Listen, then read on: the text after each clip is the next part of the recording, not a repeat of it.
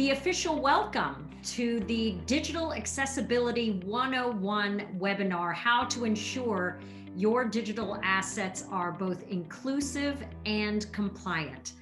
My name is Sharon Delaney McLeod. I am a partner and VP of Professional Development at Walk West, which is a digital marketing agency located in Raleigh, North Carolina.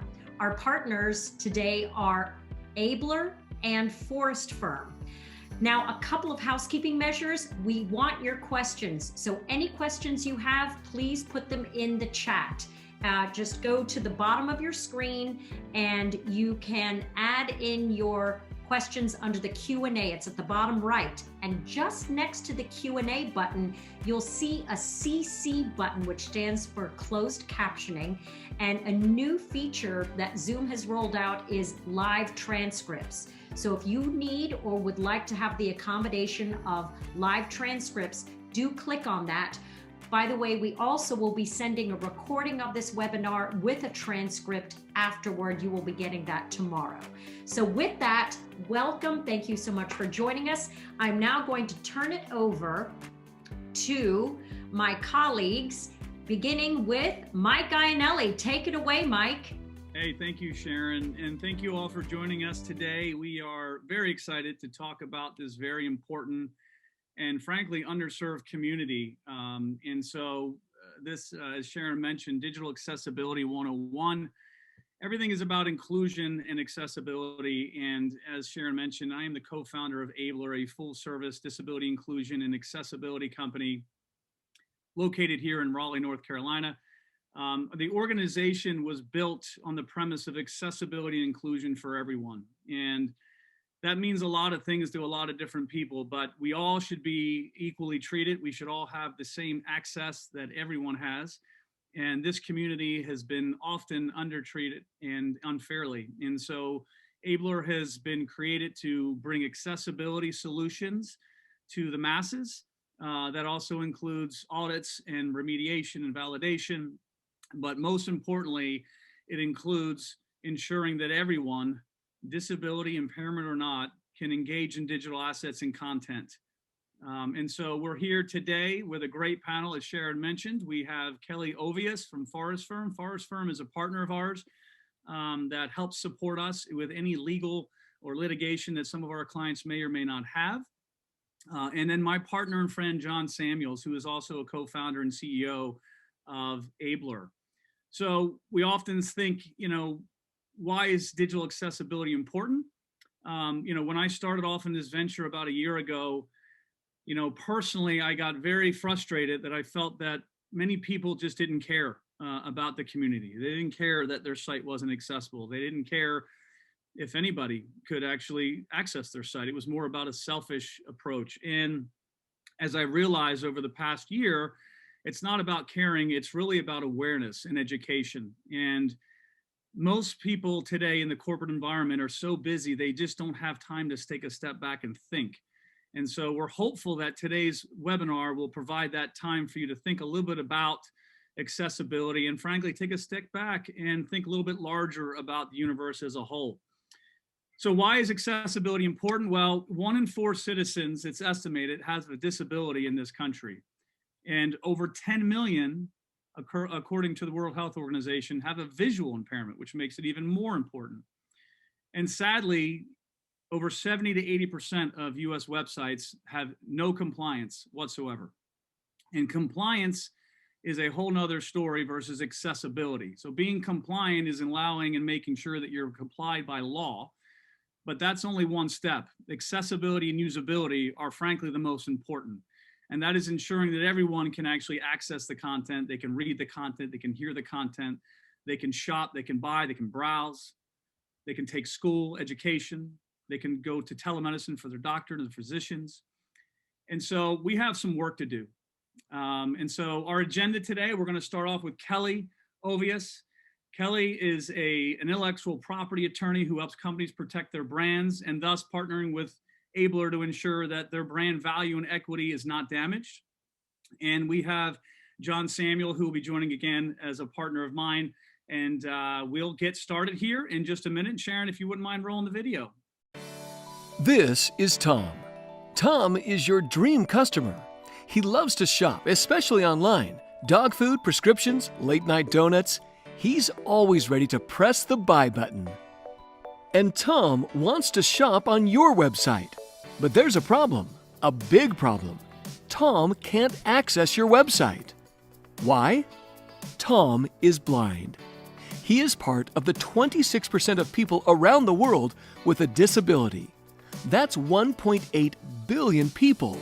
Yet as high as 70% of US websites, content, and online experiences aren't accessible for people like Tom. Even websites that claim to be accessible aren't always usable by people with disabilities. Say hello to Ablr.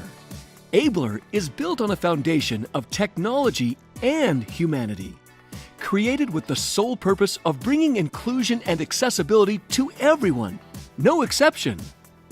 Ablr is not like other companies that only rely on software for accessibility. Ablr also employs professionals with disabilities to manually audit, monitor, and test your website. So now, you'll be legally protected with ADA, 508, and WCAG compliance. And with the Ablr team, your website is actually accessible and functional for customers like Tom and the 1.8 billion other people with disabilities. Sounds like the right thing to do. Let us improve your business by making it accessible for all. Real people standing by.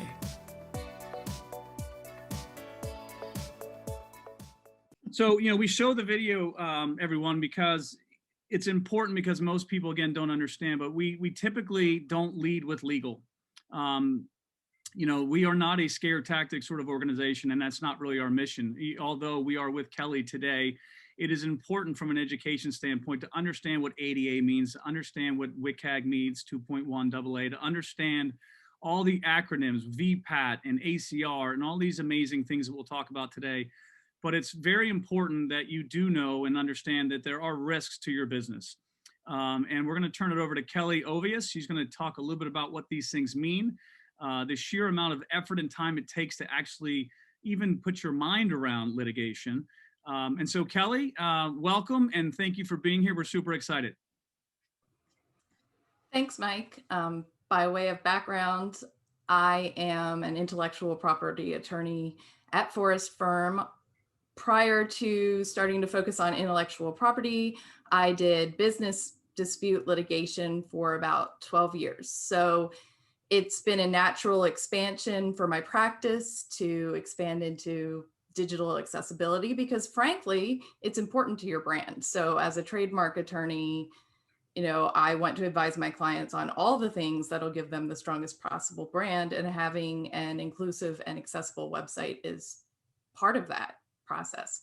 So what I want to do here is give everyone a little crash course into some of those acronyms that were referenced in the video and that Mike referenced a minute ago. So Sharon, if you could start my slides. And I just want to let you guys know, because we're aiming to be inclusive, I'm going to read the slides a little bit more verbatim than I typically would, just in case we do have guests here that are not able to fully see them on the screen.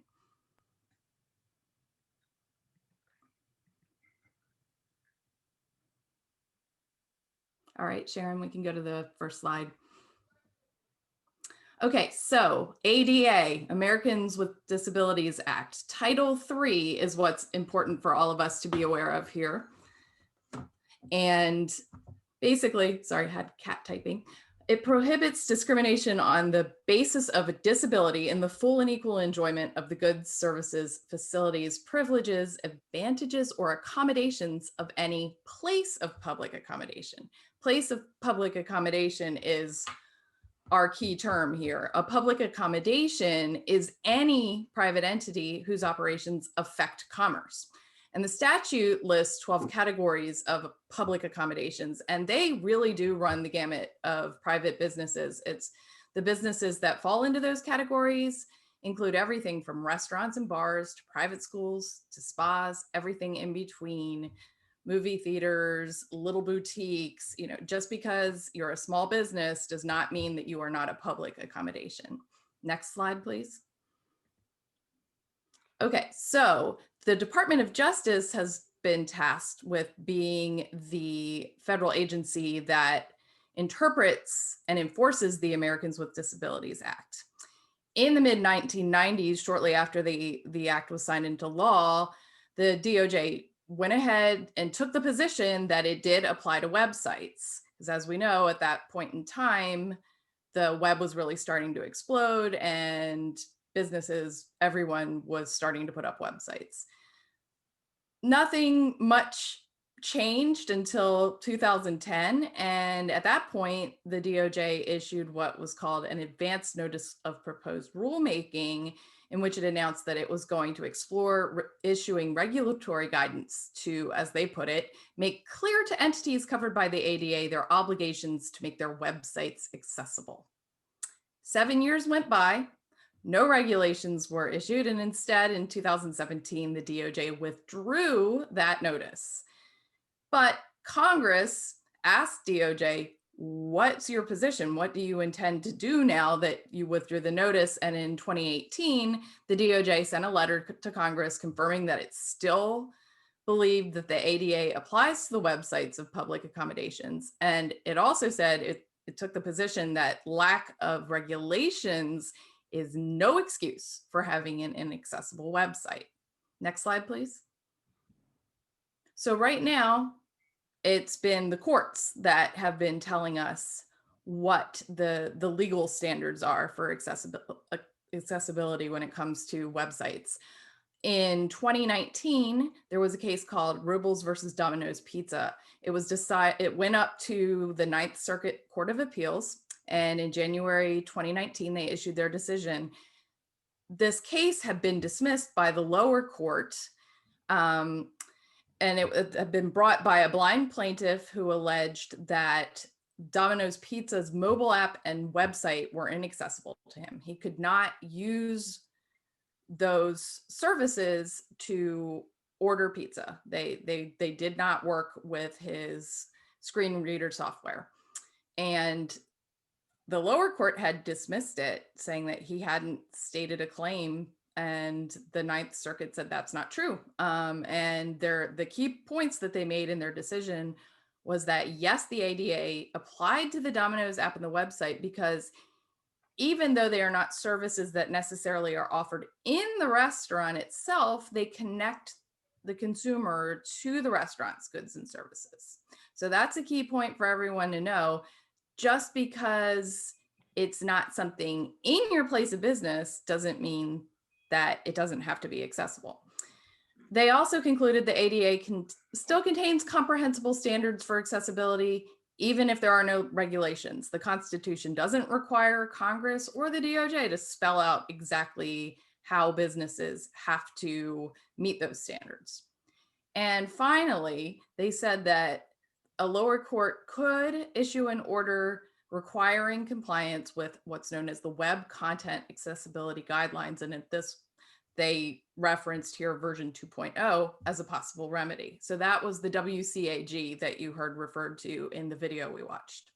In October 2019, this case went up to the Supreme Court, and the Supreme Court decided not to hear it. So this is still good law. This is the final say that we have right now from a high court. Next slide, please. So let's take a step back. What are the Web Content Accessibility Guidelines? They're actually a private industry standards for website accessibility. Right now, there are two versions, 2.0 and 2.1, and they're expecting to issue 2.2 sometime this year. All the requirements, or what they call success criteria, from the previous versions are incorporated into each successive new version. So that means that 2.2 is going to contain everything from 2.0 and 2.1.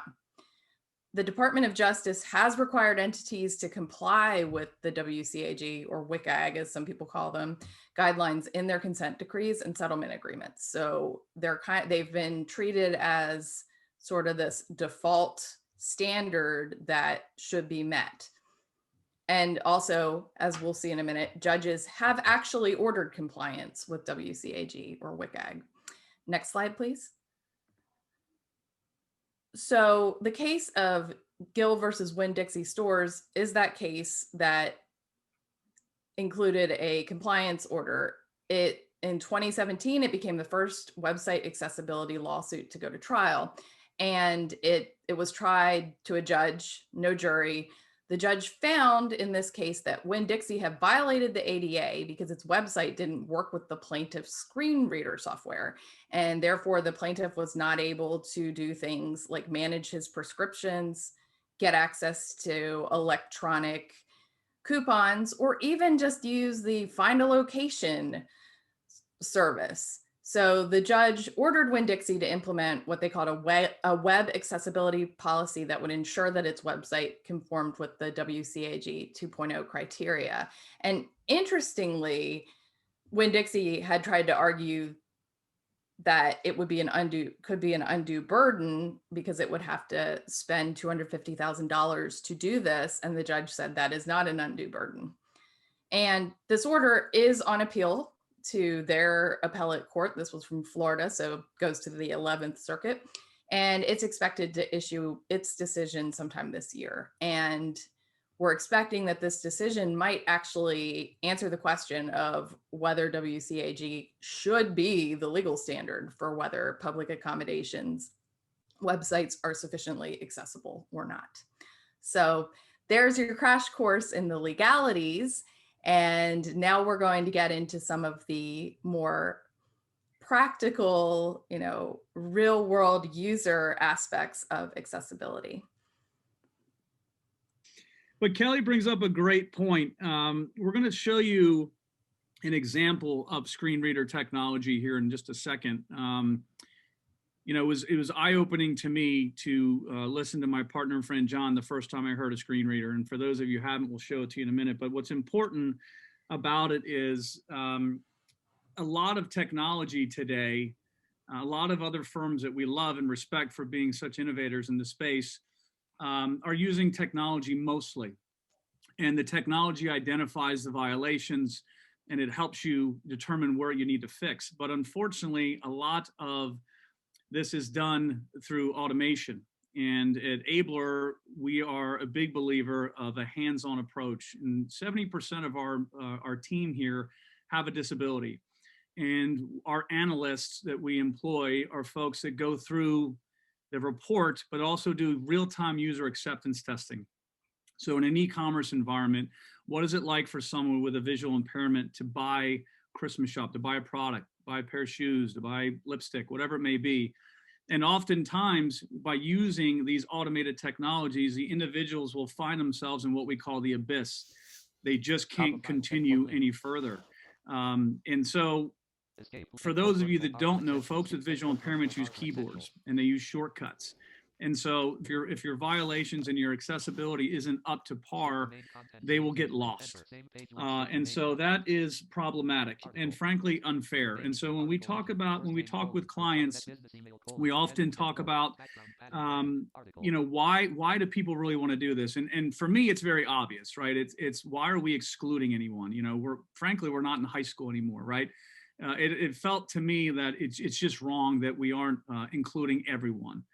But aside from that, if you need more validation, there's a business case associated with it, right? If you think about 1 in 4 people potentially visiting your website that cannot activate it or cannot access it, cannot use it, that's bad business. And it's just bad business. And the other part that Kelly mentioned earlier was the legal side. Nobody wants to deal with a lawsuit. It's bad branding, it's bad PR. And so that is a real thing that is happening. And last year, 2019, I believe, and Kelly might confirm this later on in chat, we had about 1,300 lawsuits in the United States. And I believe that number has doubled in 2020. And I think we'll continue to see that number go up year over year. So with that being said, Sharon, would you roll the screen reader video? And this video was done by Alyssa, one of our analysts, and hope you enjoy it. Hi everybody, I'm going to be testing for lists on the header. I'm just going to go to the top of the page. Toledo.net experience the local difference in fiber internet. Go through. Same page link, skip the content. Visited link Toledo.net. Blank. Navigation region. List of 5 items. Link services. Link about. Link support. Link contact. Link log. List end. Okay, so that seems good, but I'm going to double check. and there's a bookmarklet that we use. Alt-Shift-B, bookmarks, toolbar, Chronos button, Assure button, enter, context menu, Assure, 1 of 20, L, Lang, 6, L, list bookmarklet, set enter, leaving alert, success, list found on page, colon, At the top of the page again. Toledo.net dash experience the local difference in fiber internet. Same page link, skip the content, visited link Toledo.net, blank, navigation region, list of 5 items, less all greater memo, less lead greater, link services, less slash lead greater, less lead greater, link about, less slash lead greater, less lead greater, link support, less slash lead greater, less lead greater, link contact, less slash lead greater, less lead greater, link blog, less slash lead greater, less slash all greater, list end. Okay, so it tells me right there. Perfect. So wow, it's one, it's impressive, but two, wow, it's impressive. And so I want to introduce you all to John Samuel. John's going to be joining us here. He has already joined us. John is a partner and a friend of mine. And frankly, he has been a catalyst in a life-changing person in my life. So John has had an amazing venture. I won't take too much away from him, but he lost his vision, or began losing his vision in his 20s. And he is our CEO, and he has put his life into a position of mission driven. He wants to lead this venture and this journey to ensure digital accessibility for everyone. And I'm proud of John. He's a great friend and partner. And John, take it away, my friend. Thank you, Mike. It's a pleasure to be here today. And this is actually the very first event that I've participated in since I had cataract surgery, and I was able to get some usable vision again. And so I've been spending the whole time trying to stare at Mike's face. So maybe that's why I wasn't on the camera. I was just really trying to look at Mike's face and get an idea of who my partner really is. But no, but thank you, Mike. I really appreciate it. And no, but as Mike mentioned, I was diagnosed with a degenerating eye condition when I was in college. And as a young person, it was devastating news when you're told you're going blind. And I didn't take the news very well. And I first kind of thoughts that went through my mind were, what kind of girl's going to be the guy who can't see? What kind of job am I going to have if I'm blind? And where am I going to be able to live if I can't drive? And so these were some of the things that just kind of consumed my head constantly as a young person. And I ended up failing out of college, and then finding my way back home to North Carolina. And I attended classes at NC State, where I eventually graduated. And during the time when I was living in North Carolina, there was really no other option if you couldn't drive. There was really poor public transportation. So I knew I had to get out of here once I graduated. And so that's what really kickstarted my journey around the world. I ended up spending time working in India, in New York City, across Africa, and then back into DC when I came back to the US after 3 years starting up a business in Africa. And when I was in DC and I attended grad school, that was really the first time I started talking about my vision loss. I was talking to the associate dean of the business school, and she had a child with special needs, and she could empathize with what I was going through. And she encouraged me to be open about my vision loss and talk about it with my classmates. And I often say that was the first time I could truly be my authentic self, my true self, and be able to open up my heart. And that's how I met my wife, and that was great. But after grad school, I joined an emerging market crowdfunding platform, and in 2017, there was a shift in investment appetite from international focus to more of a domestic investment. And I found myself without a job when the company closed down. Nicole, my wife, we had just built a house in Washington, D.C., and we just had a baby. Both of these things are not cheap. And so the stress of this really caused my sight to diminish really fast. And I can no longer see the computer screen, where previously I was using magnification and inverted colors to be able to do my job on the computer. Now that I couldn't see, I thought my career was over. And so around that same time, a buddy of mine sent me this article about this software that was developed at a company called SAS, where it's a data science company, and they had developed a software that was designed to help people who are blind and low vision visualize graphs and charts using sounds. And I thought it was really cool. But the coolest thing about it was the guy who designed it, his name was Ed Summers, and he had the same eye condition as me and lived in my hometown of Cary, North Carolina. And it's the same place where I never thought I could ever live. And so up until this point, I hadn't met another blind person. So I knew I had to get in touch with him. And I tried for months to get in touch with him without any luck. Then finally, my wife said, if he can live in North Carolina, maybe we could too. And so we found this house online, and we told my folks, and they got so excited. They never thought I was coming home. And as my dad's on the phone talking to us, he immediately jumped in the car and started driving to go look at this house. And as he's driving, he's still talking to us on the phone. And he started yelling at something. I was like, oh, what are you doing, Dad? And he's like, oh, there's a blind guy on the road. Maybe it's the guy you're trying to get in touch with. Like, oh, Dad, please don't yell at blind people on the road. And he's like, all right, gets out of the car and walks over to this guy and says, are you Ed Summers? And the guy says, yes, I am. And my dad just puts the phone in this poor guy's ear and says, my son's trying to reach you. And after apologizing to Ed, he agreed to meet me. And so I came down from DC and met with him. And we jumped and we had a coffee. And that coffee really changed my life. It introduced me to the world of accessibility. As Ed and I were having the coffee, he was already making introductions, sending all these text messages and sending me some book reviews and things like that. And for me, I had no idea how he was doing it. But that's when he told me, he's like, if you really want to continue your career trajectory, you're going to have to learn as somebody who's blind. And that meant learning how to use assistive technology like a screen reader, what you saw Alyssa demonstrate earlier.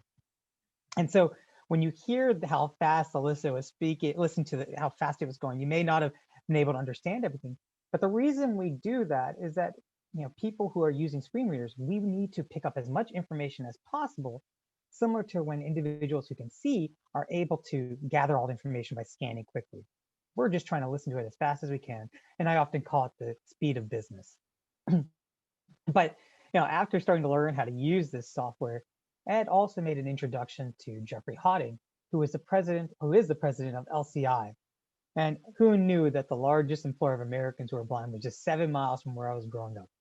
And so when I met with Jeffrey, LCI had primarily been a manufacturing company making over 2,500 products. And he wanted to create a new business line that was really focused around creating new technology jobs that would be creating new knowledge-based opportunities for people with visual impairments. And so that's what I joined to start. And so when we first joined, I started looking at these opportunities out there. And we had a customer service division of the company. And I thought call centers would be a great opportunity for us to offer those services. But when I started looking at the software, I noticed that the software just wasn't accessible. So if we were going to be putting somebody in a role there, we would not be setting them up for success. Companies wouldn't be happy and the employee wouldn't be happy. And so that's when we said, let's take a step back and let's focus on accessibility. And that's what we went down in 2018 and launched LCI Tech, which was really focused around accessibility services. Fast forward a year later, I was at a tech conference and I heard Donald Thompson, the CEO of WalkWest, talking about diversity and inclusion in the tech sector and talking about it from a business context. And that's the way I saw diversity and inclusion. And so he offered a meeting for coffee and I jumped at the opportunity. And when Donald Thompson and I were meeting and talking, he never thought about people with disabilities in tech or in the context of D&I. And so we kept in touch and he started making introductions to people on his team. And that's how Mike and I got connected. And several months later, that's when we launched Ablr, which is a business that's really focused around disability inclusion and accessibility service, but really about removing the barriers that have hindered people with disabilities from accessing all aspects of life. That includes education, entertainment, and employment. We do this by having certified analysts with disabilities who are actually doing assessments of digital content. While many companies are trying to use technology to see how they can streamline their workforce, our focus is really about how we can create new job opportunities, especially when it comes to accessibility. Because no software out there can really replicate what an actual user's experience is. In recent years, we've seen a rise in AI solutions who claim to make websites accessible with just a line of code. But as an actual screen reader user, I tell you that's not the truth. In many ways, these AI solutions are really kind of doing more harm to what the ADA has done for us by telling companies that if you just put this line of code, you're going to fix all your issues and you can forget about it. We should not be forgetting about making things more accessible. These are the type of things that we really need to focus on and really fix the problem, not just putting a Band-Aid over it. That's why at Ablr, we're really focused on the long-term solutions. That includes audits, monitoring, and training people so that we can make sure that everyone knows how to make sure that their content's accessible and that we can work ourselves out of a job. And so also, this will also make sure that companies not just cover today, but also in the future. There's a lot of discussion right now about inclusion, and companies are wondering, what can we do? This is something you can actually do right now. Make sure that your website is accessible, because it's not just going to make sure that it's easy for people with disabilities to access your content, but it's going to make it much easier for everybody to access it. And especially right now, when we have this silver tsunami with roughly 10,000 people turning 65 every day here in the US, that's a big population that we need to make sure that we're making it accessible for. So, yeah, if we really want to be inclusive of all people, check out making your website accessible, and we're here to help you. And we are employing actual people here that are going to be able to do this to help make sure that your experiences are going to be great. So when I hear about companies like Winn-Dixie and Domino's who are pushing back against making sure that their content, why do we need to make it accessible? Yeah, the way I respond is with my wallet. And that's how I think a lot of us can do that now, is that when we don't have a company that's committed to accessibility or not really truly committed to inclusivity, that's how we can respond. But right now, I really want to pass it on to Sharon, because she can really show you and give you an example of what it is like for somebody with a visual impairment like myself and how we navigate the web. So Sharon, could you try out the demo for us? Yes, absolutely. So I'm going to share with you all, a lot of people wonder, well, what is digital accessibility? What does that even look like? I'm sharing right now, this is Ablr's website, and I'm going up here and I'm going to click on this little Chrome extension right here that's free. Anyone that uses Google Chrome can use this. It's called the No Coffee Vision Simulator. And I'm going to select, for example, an eye condition. I'm going to select John's eye condition, which is retinitis pigmentosa. And this is how John sees websites. So there's different, this is when maybe as he was starting to lose his sight, and then as it progressively got worse and worse, he often would describe it to me as he sees like a donut. And eventually some people with retinitis pigmentosa completely lose all vision. But you see here how for him to be able to look at your website, he would need to use some kind of assistive technology like a screen reader.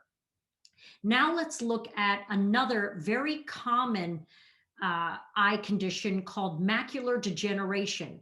John mentioned the silver tsunami. This is real. The aging population of the United States is extreme. It's going so fast. 10,000 people hitting retirement every single day in our country. And with age, oftentimes you start to lose your vision, macular degeneration being one of them. My mother has this. She's legally blind in one eye and the other eye is getting worse by the day. So this is at the beginning of macular degeneration, but then as you progress with the disease, you end up where this is how my mother would look at your website. The center is completely gone and she would only be able to see the edges. So she also would need some sort of assistive technology to be able to look at these various digital properties. There are many different eye conditions that can cause this. This is a retinal detachment where you use half of your vision field. This is another eye condition where you lose one side of your vision completely. There's diabetic retinopathy, which is extremely common because we have such a high number of people with diabetes, type 2 diabetes in our country. Check this out. This is how their vision is impacted and the worse it gets. And how are they supposed to navigate your website if they can't see? There's also people who have color blindness. And that's something that John is now seeing, where with his cataract surgery, what he now notices, while he can see, he's regained some of his vision, but he's not regained that there's a color contrast issue. So if you don't have enough color contrast on your website, you could be losing some of your content to people with various eye conditions. So that's just a quick example of what that looks like. And we do have some questions from the audience. The first one that's in the chat is, how do you know if your website's accessible or not? I'm happy to take that, Sharon. It's a great question. And often folks don't know that their site isn't accessible. The first thing typically we would recommend doing is at least having an audit of your website. And that would include the design, as Sharon was mentioning, color contrast. It would include the content in terms of the font styling. It would also include all the meta descriptions and tagging, H1s and H2s, which basically are the headers on your screen. But it'll go through every single page. It'll identify the issues that you have from a design, development, and content perspective. And then it'll tell you very clearly on what steps you need to take to remediate it. So I would recommend an audit, considering that 75% of the US websites are not complying. And interestingly enough, John mentioned it earlier about the artificial technology. Out of those other 30% or 25%, those technologies only account for about 45% of the total violations. So we do believe that having manual interpretation and having a team of analysts to review it and go through workflows is absolutely the best way to identify the challenges that you're dealing with. You know, we talked about there are some free extensions on Chrome that you can purchase. I mean, you can just download Axe, Wave. These will just give you, as Mike talked about, these are just the automated solutions. This will give you just a brief, a quick automated test. This is not, please note, this is not a full, this is not telling you exactly how accessible it is or not, but at least gives you a start. And that's why, as Mike talked about, it's critically important to actually have actual people do the testing to make sure that you're really compliant or accessible. So, but there are some free tools out there to check. But again, it really comes down to actually having actual people doing the testing. Are there certain industries that are more impacted than others with accessibility issues? And I know, Kelly, you can speak to this, right? Yeah, in sort of trying to get up to speed on recent trends, it looks like in the past year or so, and as in previous years, the retail industry is definitely the biggest recipient of demand letters. Probably the last I saw, it was about 77% of all demand letters go to websites that have some sort of e-commerce aspect, because a lot of times that's where there are problems, where people just cannot use those websites, cannot place orders through those websites. Another trend that wasn't surprising for this past year is restaurants seem to be number two, and especially right now in the pandemic, where so many people aren't going physically to a restaurant, but rather ordering out takeout. That's where you're going to find problems with people not being able to actually do that. But another thing I neglected to mention that sort of ties into this is, hand in hand with those trends of demand letters, the numbers of lawsuits have been going up in recent years. We've had a jump from about 814 total across the country in federal court in 2017 to 2,200 roughly in 2019. And the 2020 numbers are still being crunched, but through the first quarter, there were more than 500 cases filed, and they'll probably be low because of COVID, but if that trajectory had held, if everything was a quote unquote normal year, we would have looked at on pace for another year with more than 2,000 cases filed. It's obviously very critical. And I just noticed the question coming through regarding, and this comes up quite a bit, and Sharon, sorry for jumping in, but it's about stakeholders, and we deal with this a lot. It always goes back to, I'm not willing to invest money if I'm not going to get anything out of it. And frankly, that's kind of the attitude that I'm not a big fan of. That's not the purpose of accessibility. The purpose of accessibility, at least from my eyes, and my perspective, is that we all deserve to be included. It's just a very common practice. So yeah, you might not have a large percentage of folks that come through that have a disability, or have impairments, but the organization has, and I believe this strongly, has the responsibility to ensuring that their content can be viewed by everyone. And it's not just blindness. And I know we often talk about that, but there are cognitive impairments as well. There's a lot of different disabilities, folks that are bound by wheelchairs that use, I don't know the terminology as much as John, but the straw technology, straw sticks. And so, again, and I also would say, to Kelly's point, and again, we don't go down the path of fear, but some of these lawsuits, just think about the time, if you're served a lawsuit, whether or not you think it's viable or not, the sheer amount of effort it takes and cost it takes just to actually, fight the lawsuit, let alone read it. And then the energy it takes away from you building your business, it's a distraction. It's an unnecessary distraction. So if you table the distraction, the actual, maybe not the unmeasurable loss in revenue, and the also piece is the brand, right? Because if a brand is out there saying that we don't see the value in accessibility because it doesn't pocket money for us, I think to John's point, that's one of those organizations, maybe you choose not to shop at a company like that. And so, again, you're hearing from us on this, but clearly we're very passionate about it. I would just recommend, it's a great question, by the way, and thank you for asking it because we deal with it almost every single day. I actually have a couple follow-up questions for Kelly.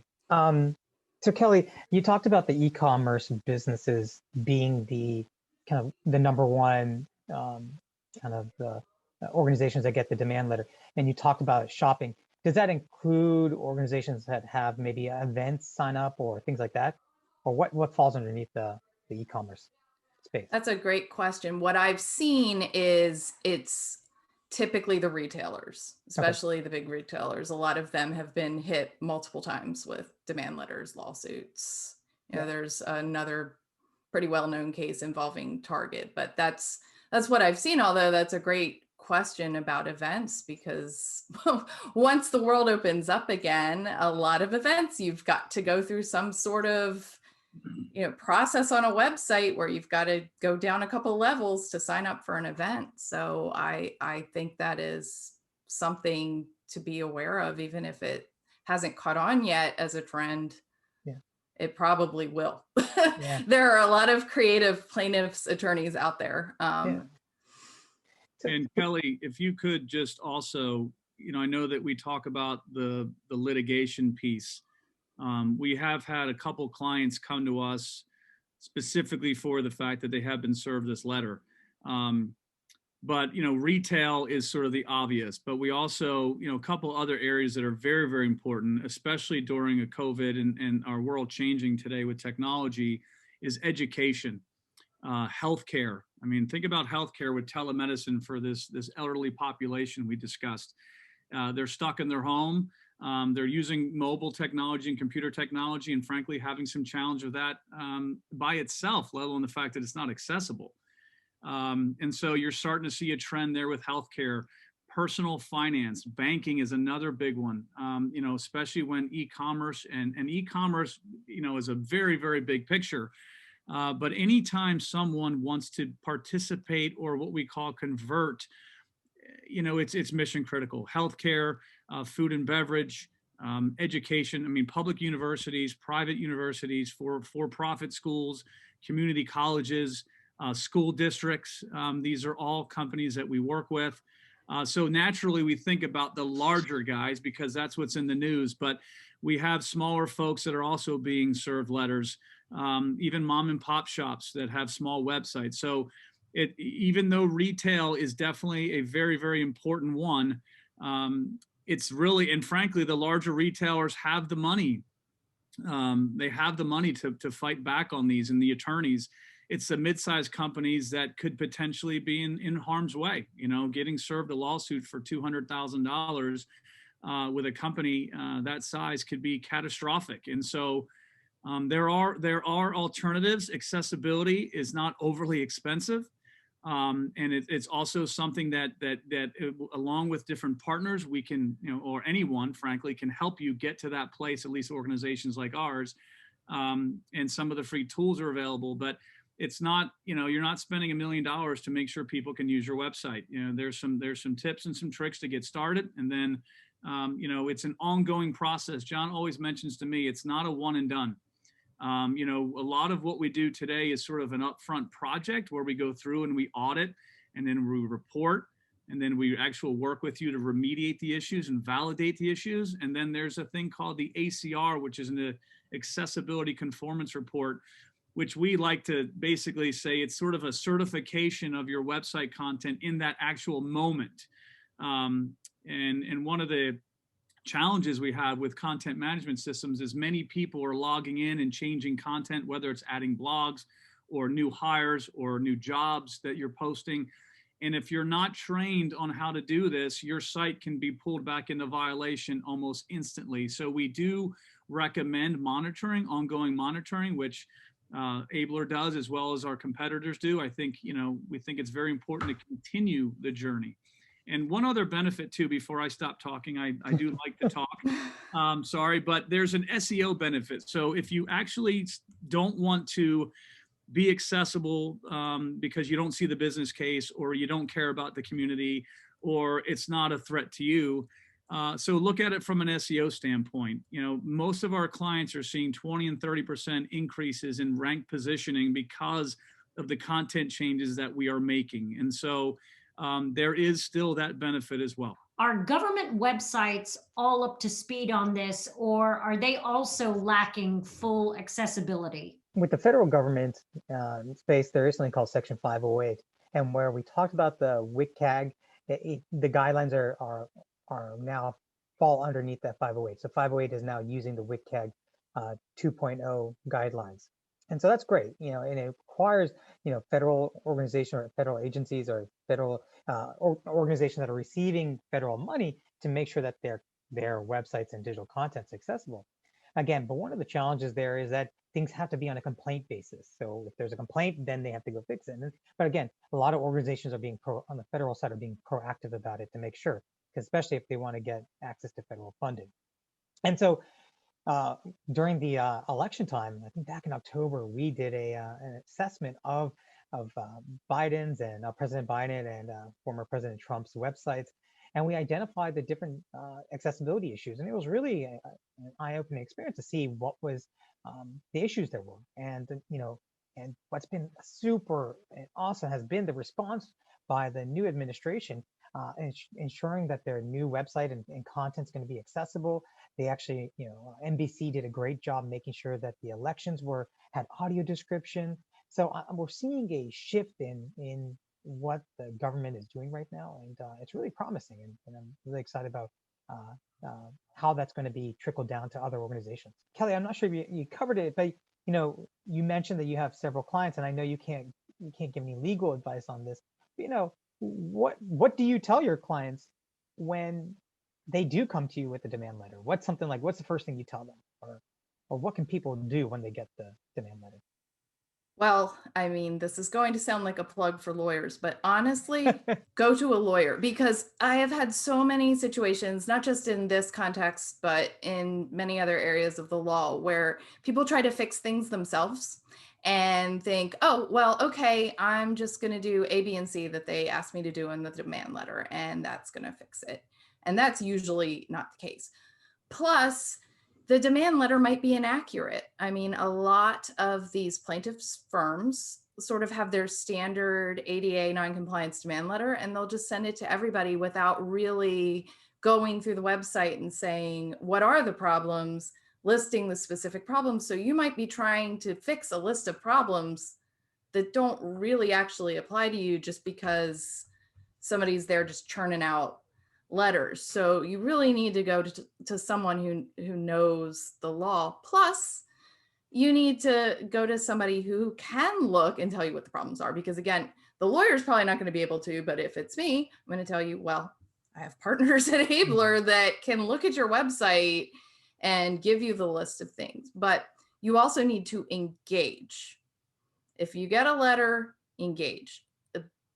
Putting your head in the sand, trying to fix things yourself often makes things worse, because a lot of times they're not only asking you to make fixes, they're saying, I was damaged by this.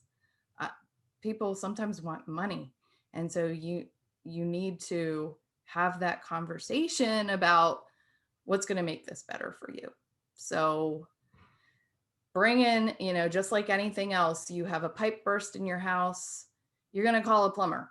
You get a demand letter that says something's wrong with your website, call a lawyer, call somebody who understands website accessibility, understand what the scope of your problem is before you try to start fixing something. And I can add a little bit to that. One of our clients is a very large retailer, and they were served a letter, and they're remedying the situation, but their attorneys have been very clear that what they need is often a commitment letter to a partner like an Ablr or some other folks, that they are taking it seriously and they are making changes. And so they want to see the contract or the document says that they have aligned with someone.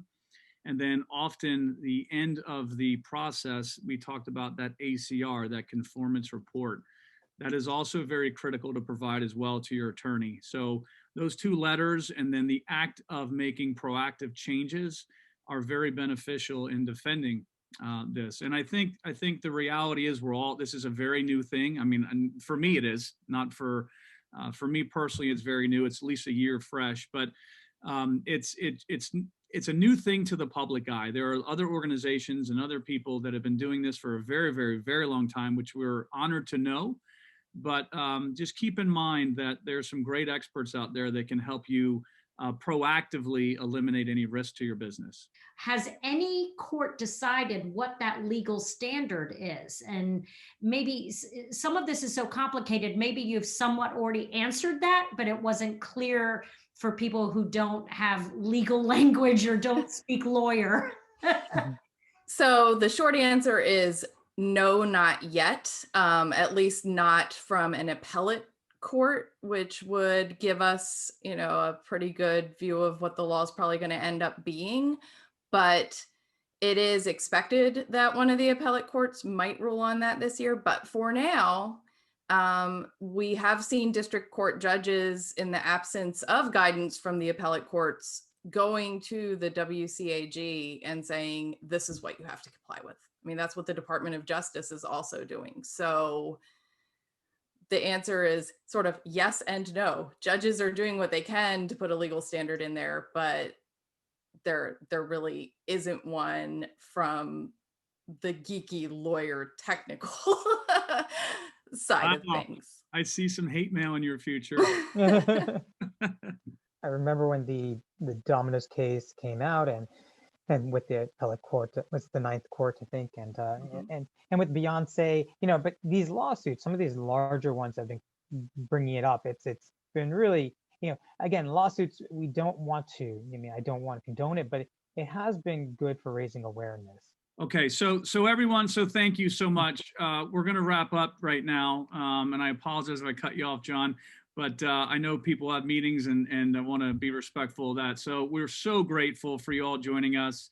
Obviously, we'd appreciate if you know anyone that may value from this discussion, please share it. It'll be all over social media. I want to thank Sharon. I want to thank Kelly and John. Thank you all for being part of it. I also want to thank a lot of other folks and you know who you are, for helping us get to this place in our journey. We can all make a difference, and we can all do the right thing, and we can do that together.